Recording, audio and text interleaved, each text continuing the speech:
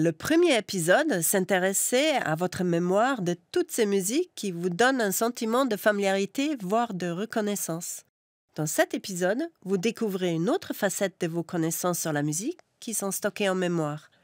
Des connaissances sur les régularités avec lesquelles les notes sont combinées et organisées, en mélodie ou en harmonie. On parle de la grammaire musicale ou la syntaxe de la musique. La musique ne renvoie à rien du monde réel, mais pourtant, elle est structurée comme un langage, un peu comme un système mathématique fait des sons. Étudier la perception de la musique nous permet d'étudier la capacité du cerveau à extraire et comprendre les régularités structurelles qui sont dans le monde autour de vous. Commençons par quelques extraits musicaux. Écoutez et évaluez dans quelle mesure l'extrait est en accord avec ce que vous avez l'habitude d'entendre comme musique de notre culture. Utilisez une échelle de 1 à 10, de 1 faiblement à 10 fortement. Voici le premier.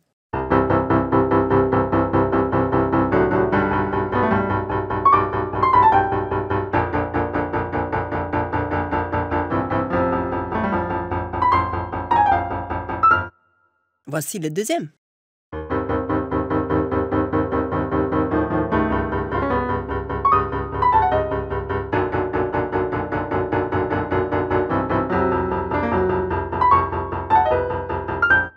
Et voici 2 autres extraits. Jugez si la fin correspond à vos attentes de comment l'extrait devrait finir.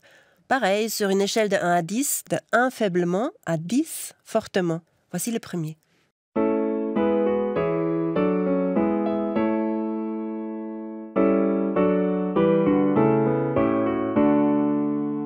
Et voici le deuxième.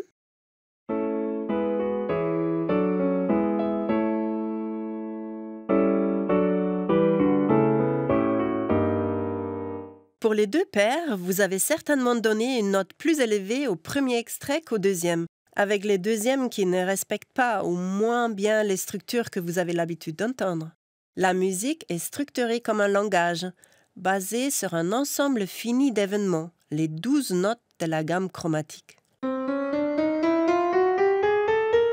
Ces 12 notes sont combinées avec des possibilités infinies, permettant de créer des tas de musiques différentes.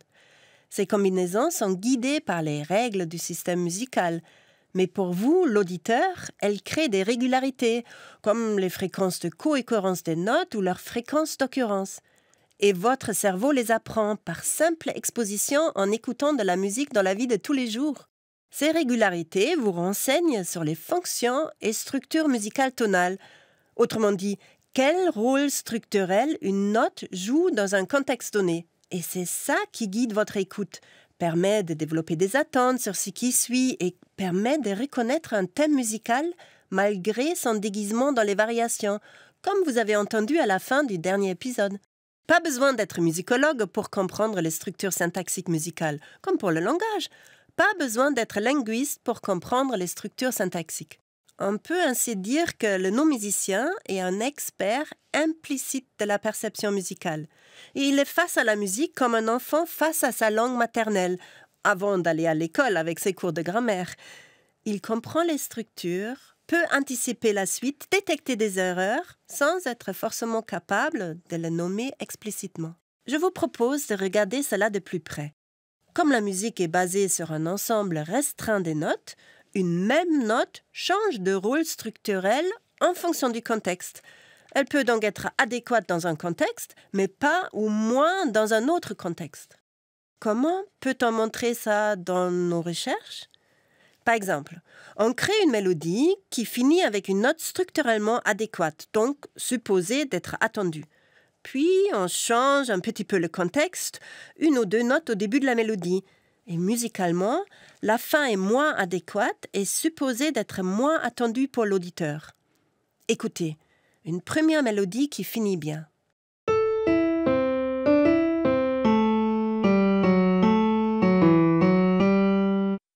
Et voici une deuxième qui sonne moins achevée.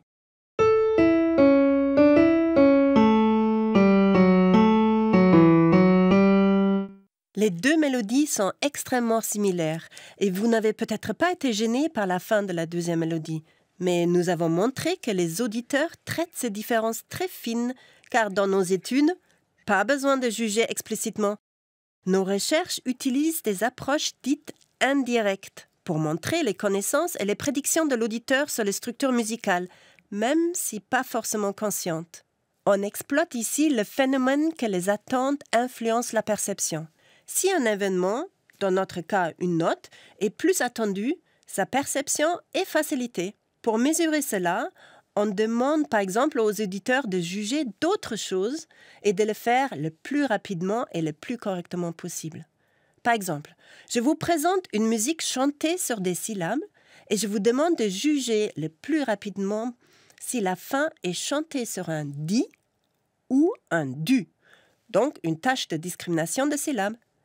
L'astuce est que cette syllabe est soit chantée sur une fin musicalement adéquate, et donc supposée d'être attendue, ou moins adéquate, même si la différence est fine.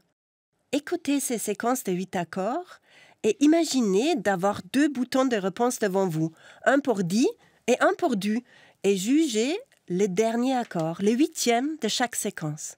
Voilà la première.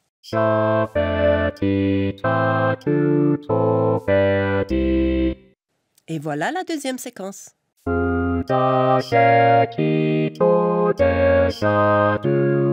Sur la base de nos études, je prédis que votre réponse était plus rapide dans le premier cas, avec une fin structurellement correcte, que dans le deuxième. Pourquoi?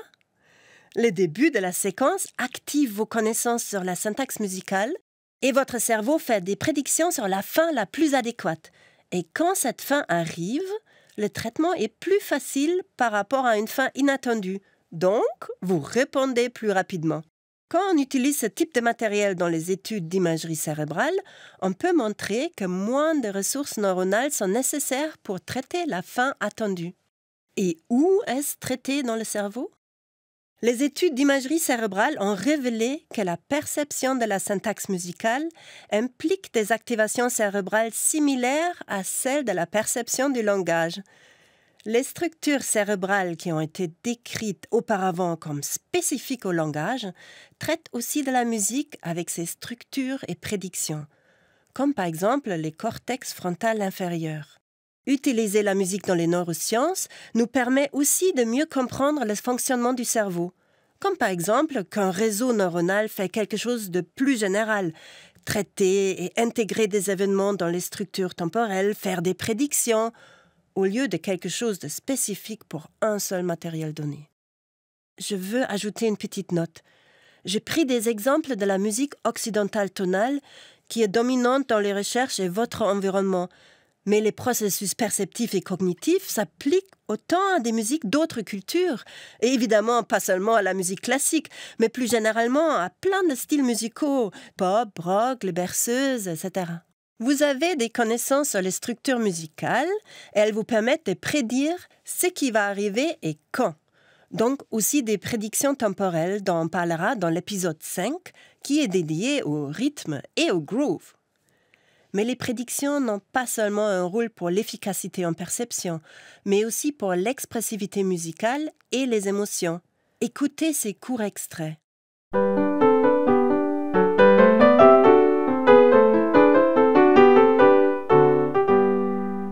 Et voici avec une fin différente.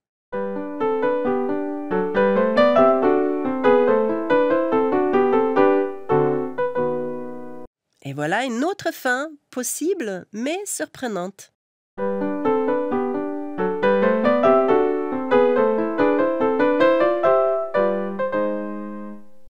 La musique peut jouer avec les attentes de l'auditeur, les respecter ou pas et continuer autrement pour faire émerger des émotions musicales dont on parlera dans le prochain épisode.